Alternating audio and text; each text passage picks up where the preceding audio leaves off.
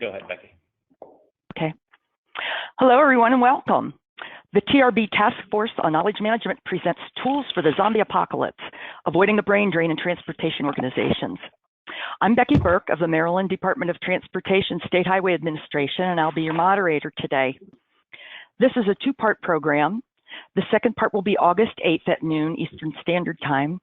And to let you know, these webinars are a result of a session of the same name that was well received at the annual TRB conference last January. The presenters in these two webinars are the same presenters that were at the TRB session. This webinar will be recorded and posted online on the NETWCnet website. And don't worry, there'll be a direct link in the webinar follow-up email. One more thing, please use the chat pod to ask questions, which will collect an answer at the end of each presentation. So during the presentation, you can type them in and we'll get them after the presentation. So before we begin, I'd like to thank the Northeast Transportation Workforce Center for organizing this webinar, and also thank the co-sponsors, which are TRB Standing Committee on Transportation, Education, and Training, the National Network for the Transportation Workforce, the National Transportation Training Directors, and the American Public Transportation Association Workforce Center. So let's get started. As you all probably know, information is coming in and knowledge is going out more rapidly than we had anticipated. Not only are we losing knowledge from longtime employees, but consultants and contractors as well have an equal amount of knowledge that could escape at any moment. So how can transportation agencies make sure that essential knowledge is retained? How can they make sure that employees have access to the right information at the right time to be effective and to contribute to the success of the organization? This session will focus on recent guidance and current practices that transportation agencies can apply to tackle these challenges. Our presenters today are Lenny Oman of Washington State DOT and Frances Harrison of Spy Pond Partners. First up is Lenny Oman, but let me give a brief intro of her presentation. Lenny's presentation is titled Leaning Forward, Knowledge and Information Management for a Nimble Organization. Lenny's presentation highlights Washington State DOT's approach to understanding business needs, establishing a foundation for execution, and strengthening the learning culture. So without further ado, here's Lenny. Good morning, and unfortunately my screen sharing, there we go, came back again. Good morning, or if you're on the East Coast, good afternoon. My name is Lenny Oman, and what a great day to talk about zombies on Friday the 13th. So with that, as Becky introduced the presentation, I want to just make sure that we all know what the differences are between zombies and humans as we get going. So zombies technically dead, unemotional, decaying, there's rot, poor motor skills, and they don't communicate, and that is the opposite of what humans are, and most people think I'm a human most days. Your organization may be, you may be in a zombie organization if your organization hesitates to share information, document the information, or you have colleagues that are missing from action when on some of the important assignments. Assignments are unclear, there's workarounds to processes have become the kind of standard way of doing things. Work processes are inelegant, that should be one word, and not effective. Morale is low, extraordinary resources are consumed, and you can read the rest. Steve Spear, who's with the MIT Sloan School of Management, said these issues leave an organization open to vulnerabilities, and those can lead to a real catastrophe. He talks about some examples like the Challenger or the BP spill in the Gulf of Mexico, where in those events, most of the factors that led up to the catastrophe weren't unique. They were perceived as normal and went unresolved. The only thing that was unusual was in those particular circumstances, the convergence of those factors was different, a new combination or a different context, and those normal factors failed horribly. So it's important for us to think about workarounds and inelegant processes and try to find a better way to move forward. So how does one prevent or cure zombieism? Some things that have come out of looking at nimble organizations and trying to understand the organizational practices, healthy organizational practices are to really facilitate cross-organizational understanding, having a shared vision of the work that you're all doing together. A systems view is perhaps not as common for our organizations, but it is, there is some value in taking that broader view, because often we have silos of excellence, but the handoffs between those excellent silos is not functional, as functional as it should be if we haven't stepped back to look at how well they're all maturing together. Another important factor is to foster a learning culture and to welcome discussion about problems, encourage idea sharing, looking at the lessons learned after action reviews, tools like that are common within the knowledge management practice, and which you'll hear more about through the other presentations. Really looking at employee development and how employees can develop personal mastery so that they can own the work that they're doing, feel very engaged in that work, and able to share their thoughts and ideas in a receptive environment. And then documenting also what you know so that that information can be passed forward. Another important aspect, and the one I'm actually going to focus on in the rest of the presentation, is the need to improve information findability, access, transparency, and use. So just a moment to say, knowledge and information are different beasts. Information and data are the items that can be codified. Knowledge is really about what's in our human psyche. It's the know-how that we have, our muscle memory, the way that we put the knowledge of our education, our life together into an action. But these two are hand in glove, and as we look at our organizations and understand what the knowledge workers need to do their work, information becomes a very important aspect of that. And often we don't look broadly at that issue, at least in many organizations. So I'm going to talk a little bit about understanding the landscape of an organization and the information needs, a way to approach thinking about those organizational needs, and then how we can help facilitate connections in our information resources.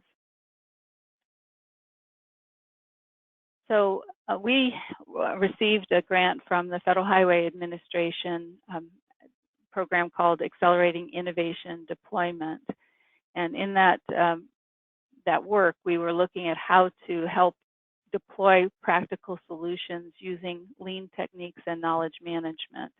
And Spy Pond Partners was our principal investigator on that project. We also worked with Dr. Denise Brown from Georgetown University. And we conducted several workshops with functional areas of the organization, so planning, programming, design, to look at what who their suppliers were for the work that they did, what their inputs were, what the process is, outputs of that process, and then the customers of those outputs. And in that work, we identified some areas of common interest across the life cycle for practical solutions. So, and I should say that the life cycle for practical solutions, let me go back here, is this top bar here, where we were looking at how do we actually manage and develop our transportation system. And we have not had a full life cycle. We've tended to have life cycles for each of these or across 2 or 3 of them, but not the full life cycle. So this was a new way to look at our work. So we found common needs, and this represents some of the common interests, and we have some examples of the particular documents or data resources that are used in these different phases of transportation. What this also helped us see is that there are some variations in how we collect and manage information. It raises some questions about which is actually the authoritative source of information, the version control, are we on the right version for the topic that we're discussing? It identifies some opportunities for improvement in records management, and also just helps us look at the information we have in the context of the decision making that we need to do, and to make sure we are using the right version, that we do have the authoritative source. We also looked at some of the information applications that support the practical solutions lifecycle. And we identified 371 applications that are involved with some stage of practical solutions. And this breaks down how many we have for each phase. So even within one phase, like manage assets, having 92 different applications with information is a lot. But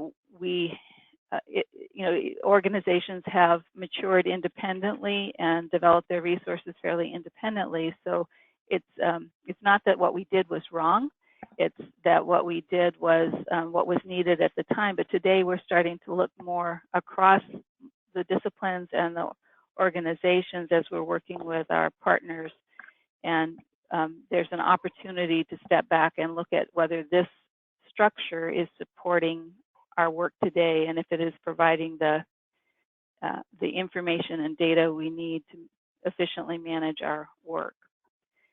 Let me see if there's anything else I wanted to say about this one.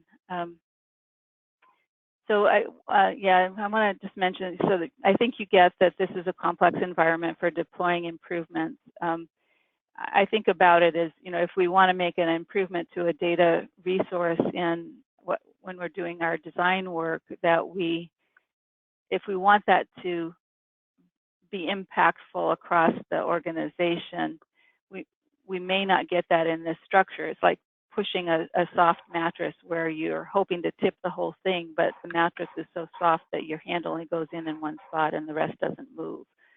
So those are the types of things to think about in the structure that we ultimately create. This also takes a lot of resources to keep the connections functioning across, because there are interrelationships between these data sets, so every change results in a need to make modifications in those connections. So out of our work, we identified some recommendations for improvement. And as part of this, so we had gathered information on the inputs and outputs of our business process from the subject matter experts in those areas. This work was conducted by holding interviews with information managers in the department. And so that included our records management group, our web team, our library, our data management organizations. We have multiple of those. And taking them through a series of questions to identify what's working well, what's not working well, and what the potential improvements are for that work. And that was organized into these 4 objectives of building and maintaining a common pool of information needed by people across the department engaged in the life cycle. So right now, an organization that may need information may not have access to that particular data resource if it's managed by another organization. We just haven't built some of those connections. We also want to maximize use of available information resources. Again, there's a lot of information and data that we do have. It's getting to the people who need it, and is there clarity about that source and whether it's authoritative or not. Providing the agility needed to respond to the changing environment. So reducing the complexity in the architecture we have of those applications would help us be a little bit more agile and be able to distribute the changes more rapidly than we have today in the very complex environment we have. And we also want to set up the systems so that they are in better alignment with the learning and collaboration work that we need to do in the practical solutions lifecycle. Within that, there are 4 ingredients that we want to address. We want to clarify the vision and strategy for our information resources, look at the decision-making structures and processes, and ensure that they're supported with our information resources. Sometimes we make policy changes or procedural changes, but we don't have the resources to really get back in and change the systems that support those activities. So this is about being more intentional in that regard. And then looking at our resources and the competencies that we have, the funding that we have, and how we're deploying that with our new investments in information management and the culture that we have around information. There certainly are those that willingly share and help work collaboratively on information resources, but they may not encounter a budget environment that supports that. Alternately, there are some people who hoard information because it provides a sense of power for them, and those are some of the cultural issues that we need to look at and try to work through. So, so what do we do to develop a vision and strategy? Dr. Denise Bedford provided some information about enterprise architecture, and she uses this model of baking a layer cake. What's a little different about this is it really is about thinking from the top down. What is it you're trying to achieve? What's the look of the cake that you're trying to do, and how do you build that appropriate structure to deliver that outcome that you're looking for? So you want to know what you're baking. You start at the top. Look at your business capabilities and the processes that are needed to support those goals and objectives. Look at the people that you have, the competencies and the practices for collaborating and sharing information to support those business processes, the data and information needed to support the people that are conducting the business processes, and then the applications and technology that deliver that data, that house and deliver that data and information to those knowledge workers. Oftentimes, we have a tendency to start here at the bottom where we're looking at our technology and hoping that we're finding the silver bullet that will help us solve the problems.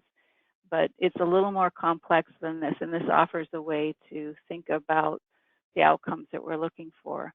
The other thing I really like about Denise's layer cake is that I think often we're silent on impacts of change, and we may imply that data management improvement is one size fits all, and it's not. So one of the things her layer cake talks about is the need to really clarify what those enterprise level issues are that everybody needs to participate in, and to separately identify those issues that are more of a particular group across the organization and those that may be unique within a specific business area within the organization.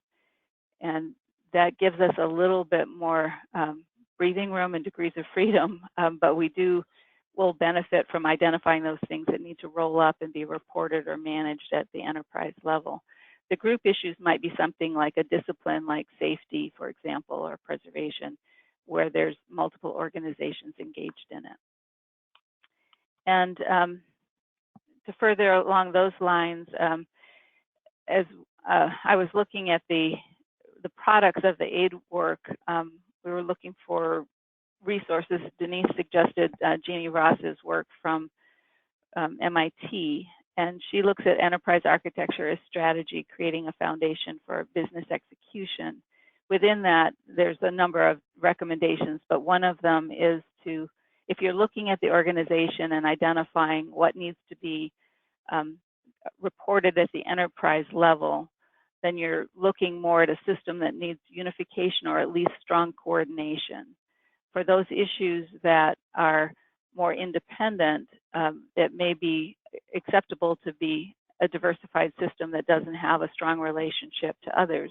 There may also be opportunities for those diversified systems to be replicated to meet other business needs in the organization. So these just provide some ways to think about operating models to support that enterprise architecture.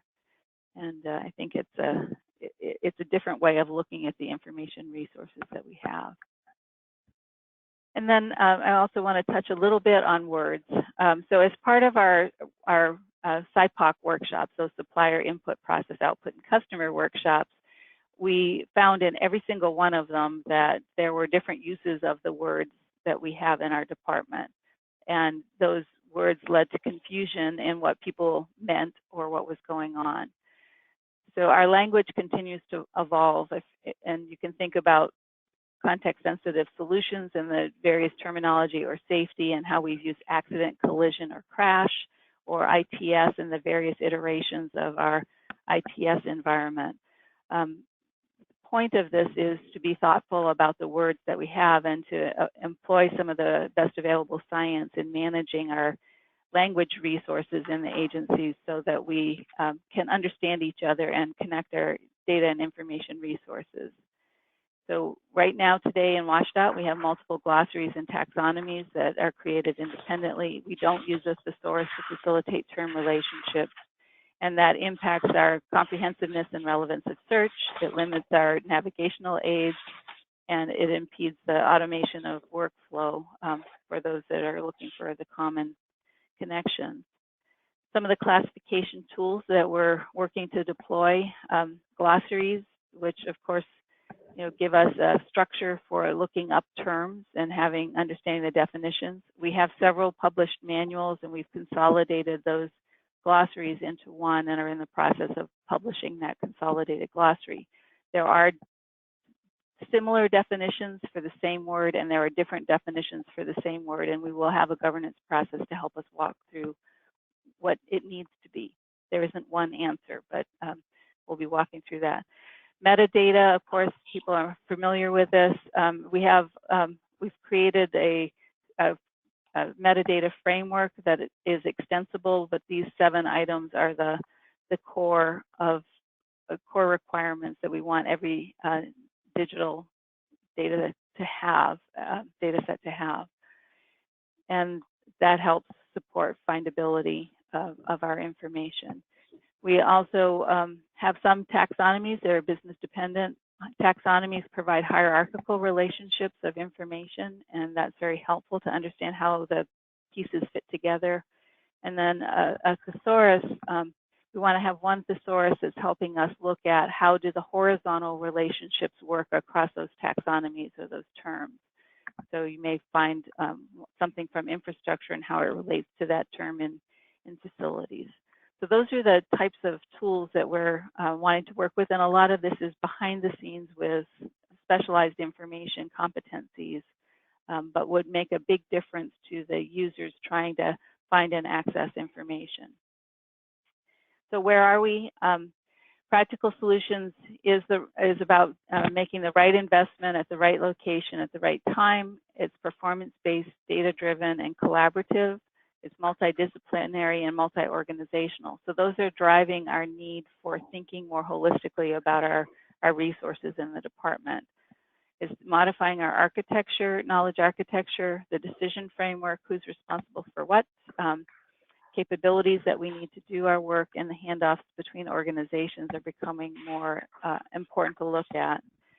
And we have a resource model and recommendations for that knowledge architecture. We have recommendations that I've described for data information and knowledge that are essential to the work.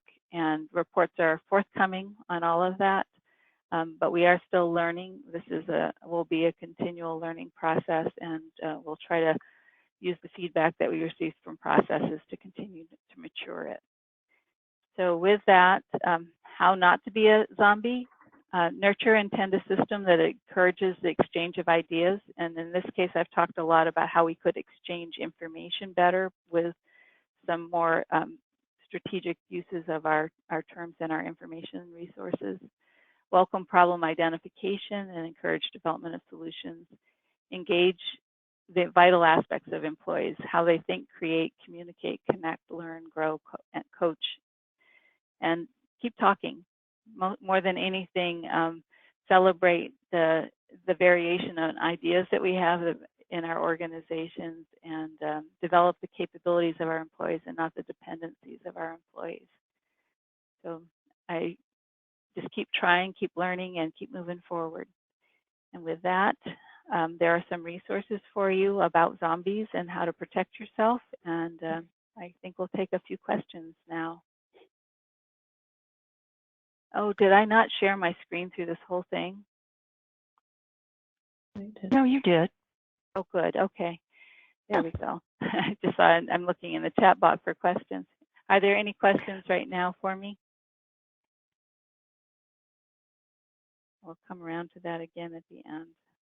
Yeah. Yeah, I don't see any right now, but if you have any, we're going to go ahead then with with Frances's presentation. And if you have questions, please type them in the chat pod, and we will get to them after Frances's presentation.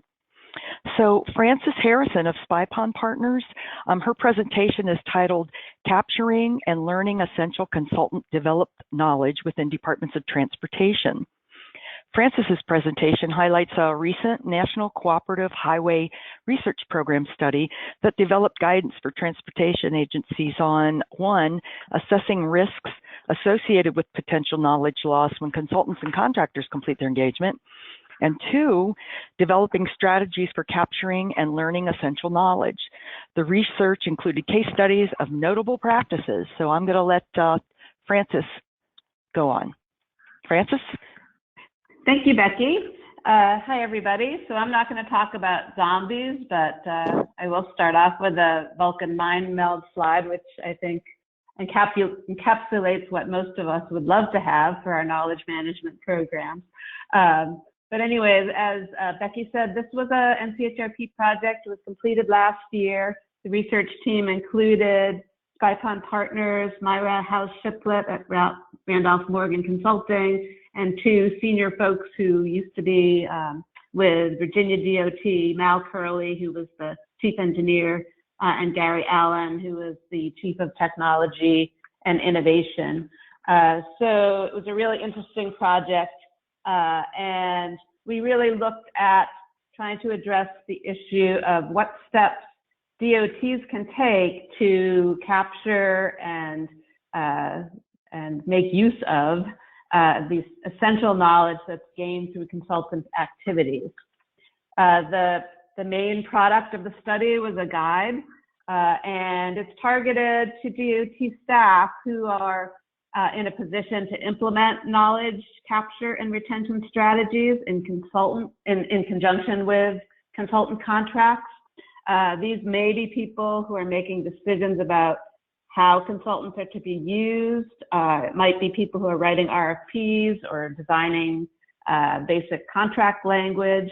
It also is targeted at people who are involved directly in supervising consultants. And finally, people in HR and training units that might be involved in some of the knowledge transfer activities involving consultants. Before I give you an overview of what's in the guide, let me talk a little bit about the research that went into producing it.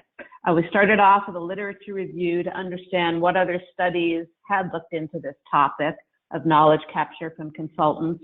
And then based on that, we created a preliminary framework of how DOTs might approach this topic. And then we conducted some focus groups to test our framework. And we identified some case study examples to incorporate in the guide. And then finally, produced the guide. We learned a lot from these research activities. And the final product really is quite a bit different from what we thought we would have. I'm getting feedback.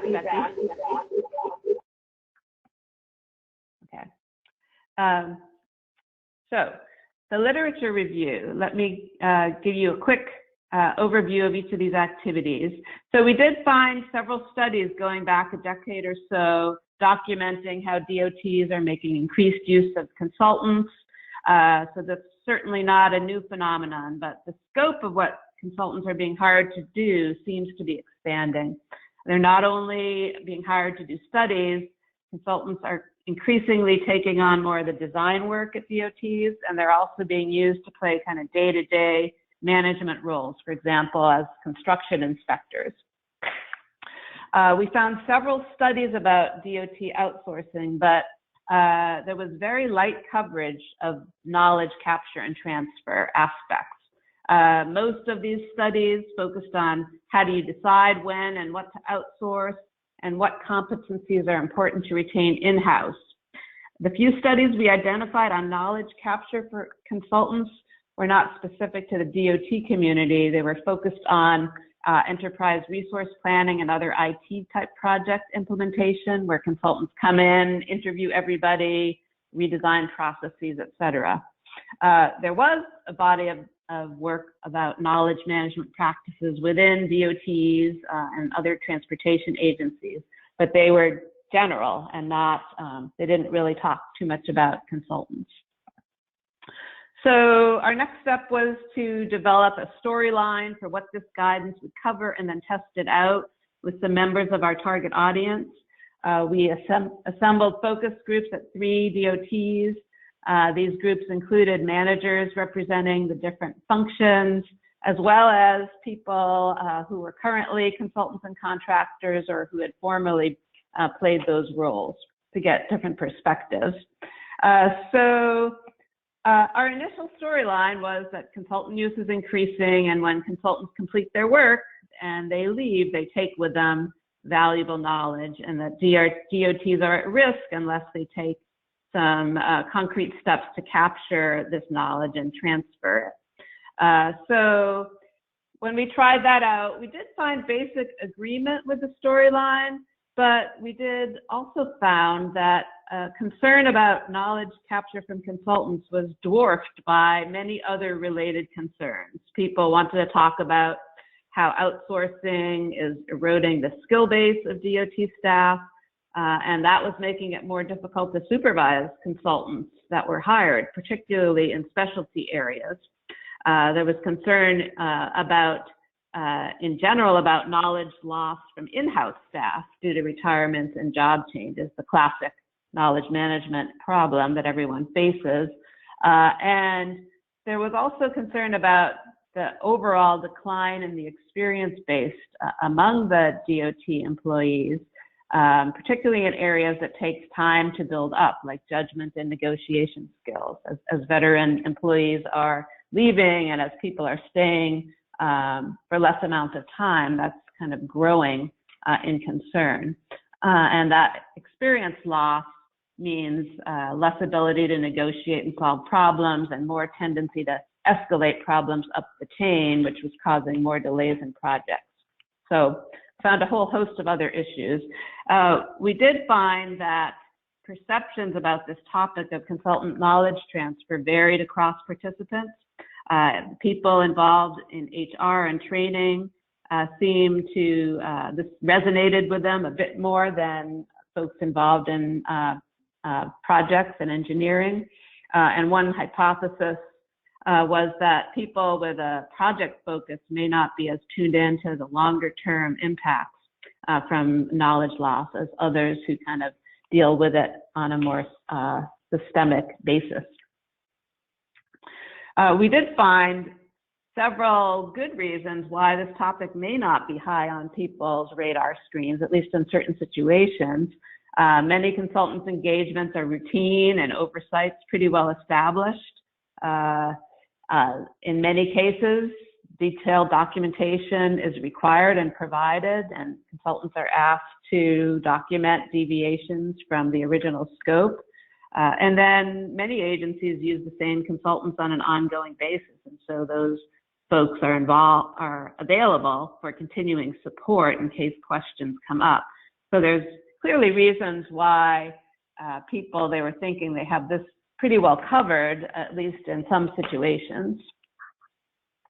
Our biggest takeaway, I think, from the focus group was that this is not a black and white type issue that can be addressed the same way for every consultant engagement. It really needs to be looked at situationally.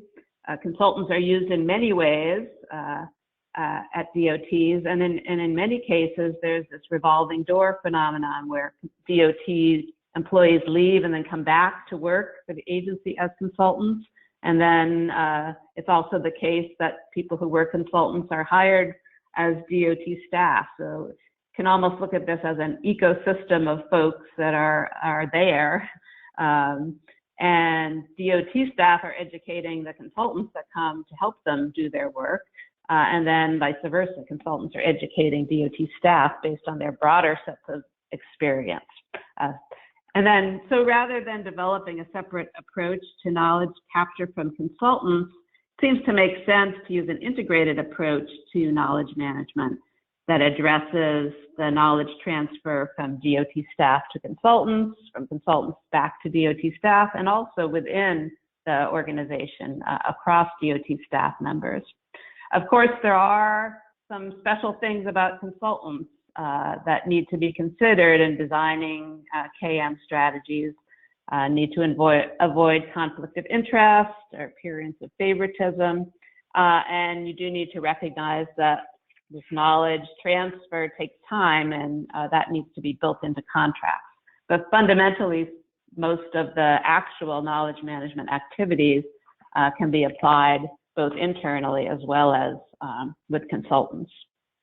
Okay, so let me, with that as background, let me just give you a quick overview of the guide. We use this 4-part framework to introduce planning for this topic, identifying the needs, the types of knowledge transfer needs that you have. Secondly, establishing objectives for knowledge capture and learning. A third, identify what strategies in general should be applied, and then looking at specific techniques. We also collected case studies to weave into the discussion of techniques. We have 11 case studies from 7 different organizations, and that provides a pretty diverse set of situations and approaches to knowledge capture and learning from consultants. And I'll talk a little bit more about those later on. So first, the first element of the framework, need. So 3 different types of needs for consultants' knowledge transfer were identified. The first one, which is kind of what most people think of, is just being able to keep a record of what was done, and more importantly, why it was done in case there are questions later on. The second is being able to improve what you do in the future using the benefit of what was learned in similar activities. And third, which is something that came out of the focus groups that we didn't anticipate initially, is wanting to use consultant engagements as a way of developing more seasoned engineers and managers through collaboration and mentoring arrangements. The guide has a quick kind of assessment you can do based on the type of work you're hiring consultants for, which one of these needs you might want to consider. Many of the criteria for application relate to the level of risk that you might have. For example, if there's a long time lag between when a design is done by a consultant and when that project's going to be done, it's going to be more important to capture information on the reasons for the design decisions that were made. The second section of the framework is on setting learning objectives. And that section takes you through a series of questions to help you define who exactly is going to be learning about what the consultant found in the organization. What types of knowledge specifically are you trying to pass on? And how would you leverage this knowledge? And based on that, what's the best way to transfer it? So in some cases, written documentation is sufficient. In others, you're going to need to build in training and other face-to-face techniques.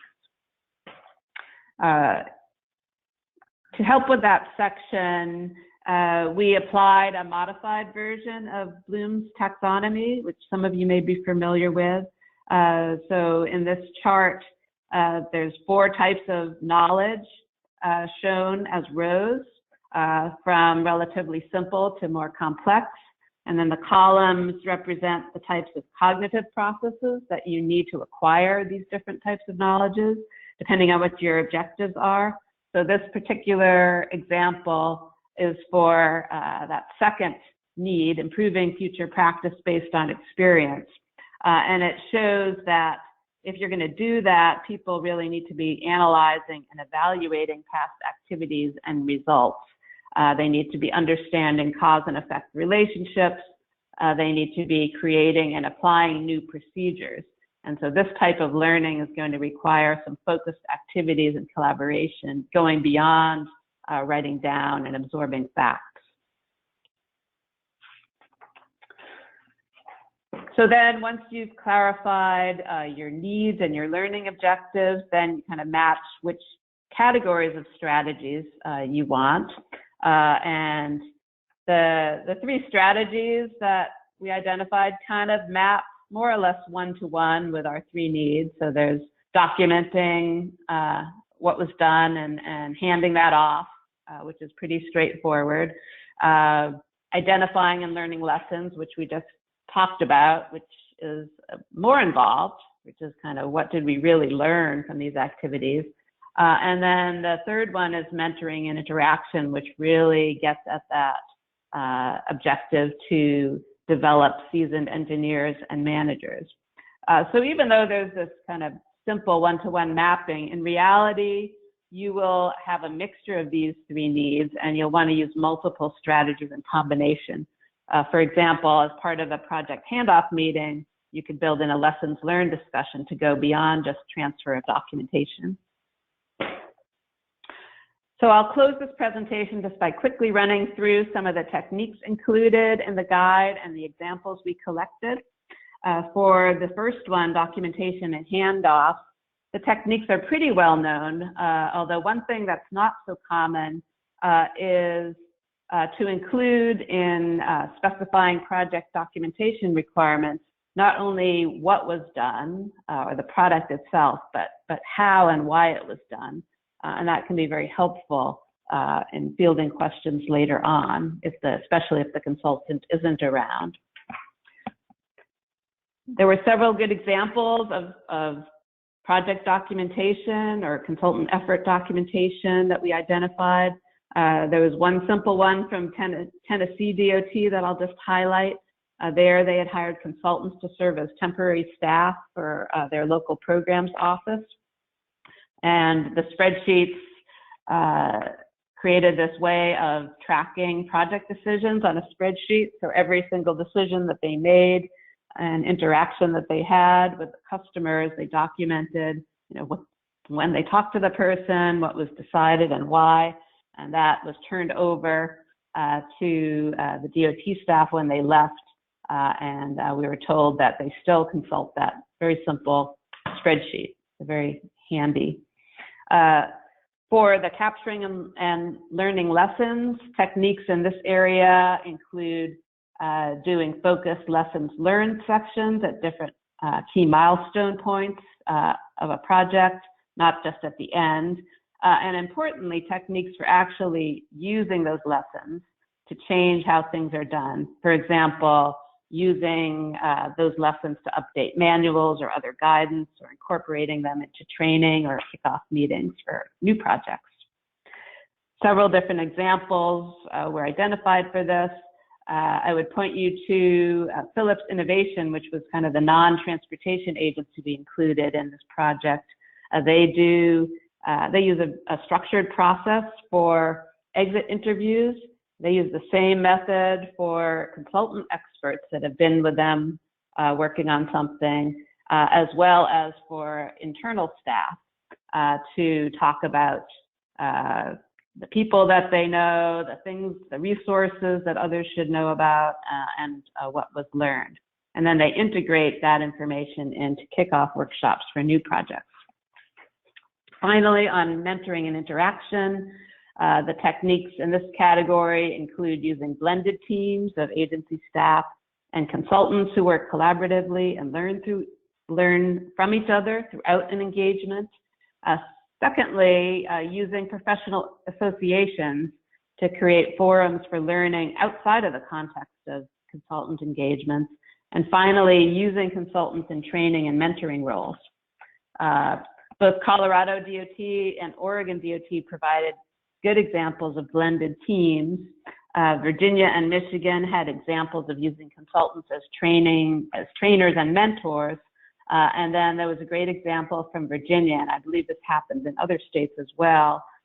This Virginia Transportation Construction Alliance Bridge Committee was this example of a community of public and private sector bridge engineers that met, and I believe still meet regularly to share ideas for improving practice. So that concludes your whirlwind tour through this guidance. The report is available for free download at the web address shown on this slide if you are interested. And now I'll turn it back to Becky to see if there are any questions. Well, it appears we had some questions during the transition, and I think the first one is for Lenny. It says there are 371 applications identified to support a practical solutions architecture. Is there work on consolidating applications that are multifunctional and can be used across departments and between agencies and partners? Thanks for the question, and the answer is not yet, but what I'm trying to do is to take the body of information that we have and to put it, we do have it broken down by functional area or stage of the life cycle, but to try to break it down a little bit further so it's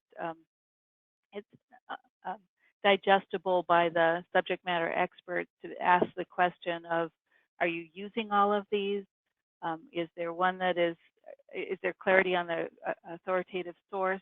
Are there opportunities for merging some of them? But that work has not begun yet. Okay, thank you. And here's the second question. Is there an established KM taxonomy for transportation organizations that is available for agencies to adapt and build out? Not yet, and that is a great question. There are some organizations that I'm thinking APQC in their taxonomy they have for business areas has some of that, but it is an area that we should look at in both the task force and the AASHTO Committee on Knowledge Management. Okay. This one is more of a general question. Are you still there? Yes, I'm sorry. I'm just saying okay. That's a great idea, and we should do that. Okay.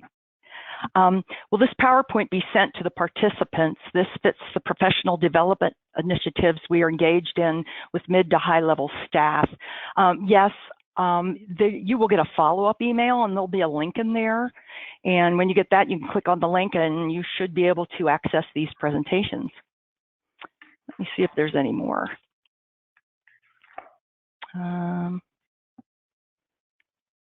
Let's see. How does an agency build KM sharing or documentation into a consulting contract agreement? So it's pretty straightforward. I think you can just write it in as a task into a consultant contract.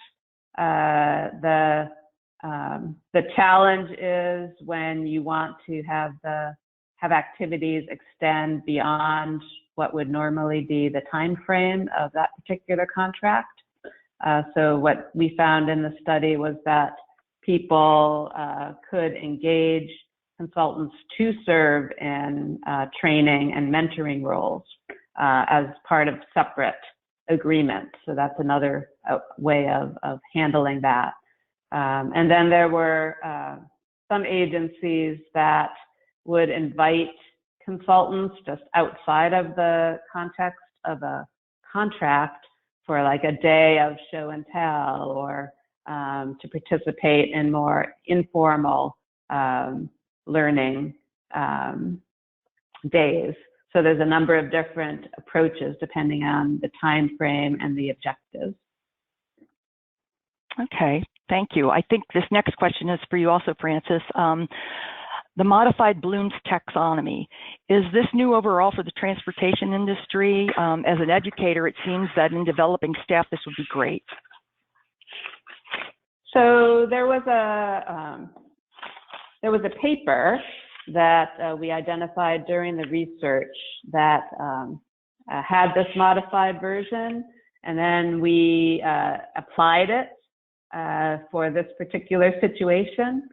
So if you're interested, I would check the paper that's referenced in the guide, and I'd also be happy to answer any more questions about it. But yeah, we definitely found that it was a very useful tool, and there's different versions of this taxonomy that have been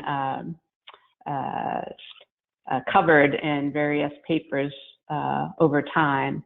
But this particular paper that we found was the most kind of accessible and useful version of it. Okay, and don't go away, Francis, this one's for you too. Are there good examples of consultants playing mentoring roles for agency staff? What do those arrangements look like? So the examples that we identified that were interesting in the work was, there was in Virginia, there was a pretty well developed mentoring program for construction inspectors. So you can read about that in the case study in the report, but there was someone that was in charge of the mentoring program, and they made sure that mentors were selected who would do a good job. So they had criteria for selecting them, and they had kind of an overall structure for the program itself, which was really good. That particular program drew both on consulting community, but also in-house folks. And a lot of the consultants that were used were actually former construction inspectors, so they came with experience. There was also an example of an agency that hired a mentor for, they tried to find someone to do, it was project costing, I think. And so they hired they couldn't find someone experienced in that particular discipline. And so they hired someone that had more limited experience, and then they hired a consultant to actually train them, do on-the-job training and mentoring for them. So those were the two examples in the guide. Okay, it looks like we have one more question. We have time for one more. Yeah, and I think either Lenny or Francis can answer this. What are ways to get involved in the ongoing work on developing some of the tools in KM that were discussed? Francis, do you want to go first?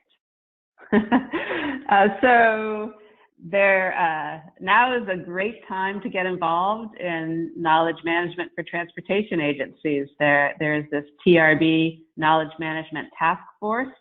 If you go to My TRB, you can sign up as a friend, and you'll get emails and be involved in those activities. And also you can get connected to the broader community of people who are interested in this topic, both within DOTs and in consulting companies and in universities. So that's one great forum. And then maybe Lenny, you want to talk about the AASHTO task force? Yes, and I think a few of you are members of the AASHTO, the new AASHTO Committee on Knowledge Management, but some of you may not be familiar with it. So AASHTO did create a new committee as part of their recent organizational changes. We met for the first time in May. We don't yet have a website set up, but that is in the works. And that forum is a great way if you're part of a state DOT to be involved, and there are opportunities for those that are not in state DOTs to also engage. We'll be looking at some areas of interest for the members, or how do you get started with KM? How do you look at what you are doing that is KM already and maybe bring more strategy and intent to that work?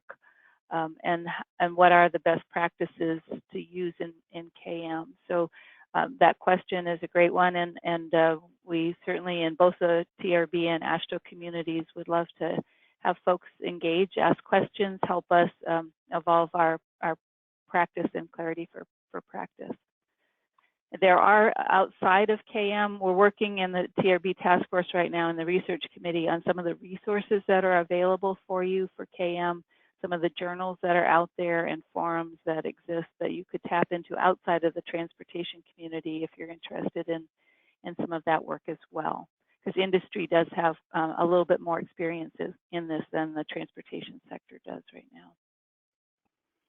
All right, thank you. I want to remind everyone that This webinar recording and PowerPoints, they'll be sent out early next week in an email to all the participants. So you can look forward to that next week. I want to thank everyone for coming, the participants and all the folks behind the scenes that helped us put on this webinar. And I want to also remind you that part 2 is August 8th at noon Eastern Standard Time, and where Donna Cuomo of the MITRE Corporation and Ben Pesciu of Applied Engineering Management Corporation will be presenting. Thank you all for attending and have a good weekend.